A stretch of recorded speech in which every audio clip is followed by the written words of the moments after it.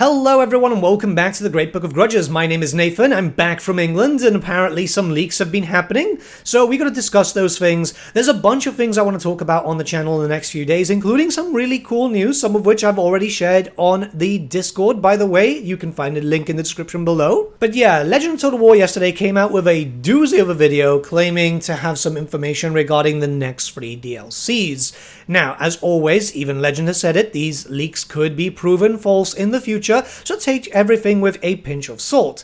However, when it comes to leaks like this, especially something so structured with the fact that we've got names of characters, names of units, and so on, stuff that never existed back in the days of the lore, we do need to talk about this, because if this is true, I am not going to lie to you, I am going to be kind of concerned about the future of Warhammer 3, because it looks like Creative Assembly or Sega, I don't know who's actually calling the shots right now after the 2 rounds of layoffs, well, someone is clearly making some bad mistakes. So what's being claimed is that the next DLCs are as follows. Firstly, and next up, we will have the Lords of Shang Yang, apparently, which will have 2 Cathay Legendary Lords, generic lords, and heroes for each of the Legendary Lords, which will follow a different structure in the form of sub-factions. Cathay Ogre with Cathay Ogre units, all appear to be new, a Cathay Tigerman with Tigerman units, and then Golgfag Man-Eater as the FLC Legendary Lord, which, let's talk about this one first, because it's obviously quite important to talk about. This sounds like a bad idea, if true. I mean, we already have the Lord of Shang Yang, which is Zhao Ming, so why do we need other legendary lords? The purpose of Legends video was discussing the fact that it was supposed to be sub-factions and subcultures within Grand Cathay, and, you know, we'll talk about Grand Cathay geographically a little later down the line, but already this does sound deeply weird to me. I mean, it's something that could be done, but yeah, so weird, right? The second DLC is the fabled Dogs of War, which pretty much a lot of people have been hearing about, where we have the legendary lords of Bertsche the Besieger and Lucrezia Belladonna. Those are your legendary lords, with Midas the Mean being the legendary hero. The race only has 9 regular units, including the Hot Pot and a bunch of Regiments of Renown, and they can add stuff from cross DLCs too. Okay, I mean, if this is the case, this is not a good idea either, because it looks like from what Legend was discussing, it's kind of like they were focusing on the idea of, you know, we can just plop a bunch of stuff there as and when.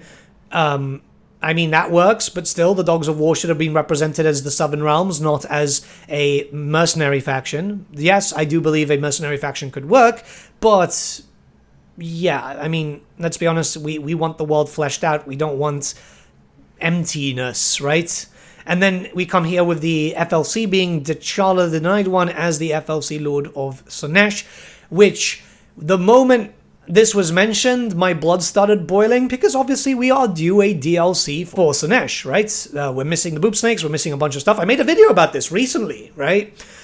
So obviously, yeah, I don't like the idea of no possible DLC in the future, and we're going to talk about the heavy speculation a little bit later. But then we've got the third DLC, the Monkey King, which is apparently supposed to have 2 Cathayan Monkey Legendary Lords, a Cathayan Monkey Legendary Hero, Monkey units, and Li Dao, the FLC Legendary Lord.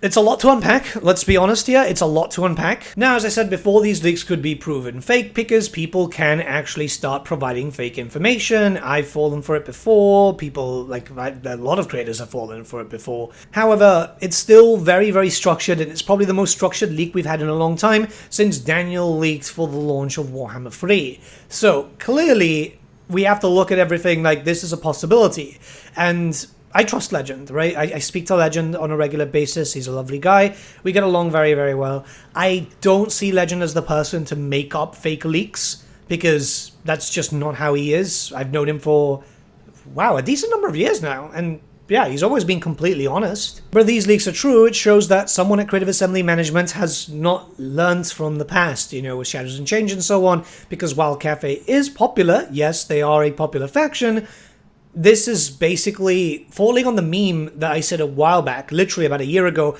where I said, yeah, I imagine that Cathay will get the Skaven treatment, where they'll get a stupid amount of content. And nobody really wants that. The meme is a meme for a reason. However, I can believe the Cathay push for a number of reasons. One, Games Workshop have said that they want to push into marketing more in China, with Sega also repeating the same thing, both of them in their respective financial reports. What would they try to sell to get some money from China? Well, a Chinese-themed faction. Cathay is going to be that money.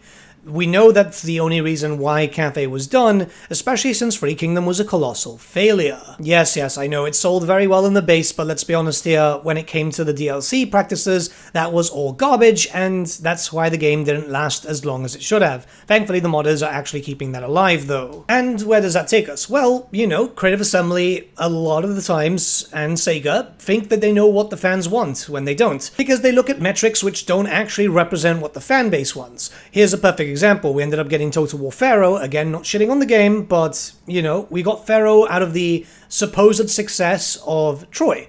Troy was not really a success, it was just free for like a weekend and everyone downloaded it off Epic. 7 million downloads, sure, but it's because nobody had to pay for it. The original Shadows of Change was a massive shit show because they thought they knew what people wanted. Mother Ostankya not being, you know, who she is, the lack of lore of magic, they tried to justify that, the incarnate elemental of beasts, the thing in the woods, all that type of stuff. It comes from Creative Assembly thinking that they know what people want. Same thing with the Changeling. I can't believe that they played through the Changeling campaign and went, yeah, people are going to play this multiple times. So this is why I'm not dismissing the leaks, because it does sound on brand with what Creative Assembly historically do, which is fairly disturbing and very disappointing if this ends up being a thing. Again, I love Grand Cathay, I think Cathay is awesome, but there are factions and races which do need a lot more attention. While yes, Cathay and DLC will actually bring in more money from China, it's not like it's going to completely stop if you do a High Elf DLC, because yeah, Warhammer fan is still going to buy stuff that is for the Warhammer fans, right? But then we have to talk about the other rumors, right? Because Thrones of Decay did sell well apparently, but didn't make a profit, or as much as a profit as they would have hoped, which sounds very odd, but this is a rumor I've been hearing fairly often, and it could be linked to the fact that obviously a lot of stuff was delayed, which the cost of production and so on still keeps there, right? So there's still outgoings when no major ingoings. And then we've all heard the rumors that there's like 4 to 6 DLCs left, but there could be more if DLCs sell better. Now, I'm looking at this very honestly. I'm looking at Shang Yang, Lords of Shang Yang, and I'm like, well, I don't think that's going to sell. It's going to be, what, ogres using the same animations and rigs that we already have, when really what we need for the ogres is Yetis and Thunder Tusks, but okay. Tigermen a big hype, but then again, there's 2 new characters, or potentially 3 because of a FLC and, well, a legendary hero also. Those are characters that, like, I don't know. I personally don't feel attached to. It's kind of cool when you start looking towards, say, for example, a new dragon, because awesome, right? But when you start introducing other characters which are completely new to the setting, that's why people feel a little bit apathetic to it. It's the whole thing with Mother Ostankya. People wanted Baba Yaga. It's the whole thing with Kosteltin. Why Kosteltin when we could have had literally anyone else in established Kislev lore? The Dogs of War basically having an anemic roster with some really cool characters as legendary characters, but there should have been more. We should have been having what I suggested a while back, which was do Dogs of War and then do mini race packs, but that doesn't seem viable because this stuff is likely not going to sell unless there's something big attached to it. And then Monkey King.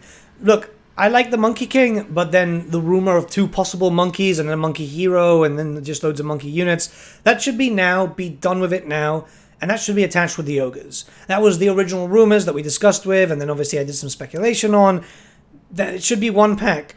I get that they're trying to cut costs, but what happened with that rumor of CA Sophia being taking over for the Warhammer DLC, right? They are cheaper. It is much cheaper to get labor from Bulgaria than it is from the United Kingdom. If the rumor of CA Sophia is true, which I very much believe, very, very much believe, then why are the DLCs going to be smaller?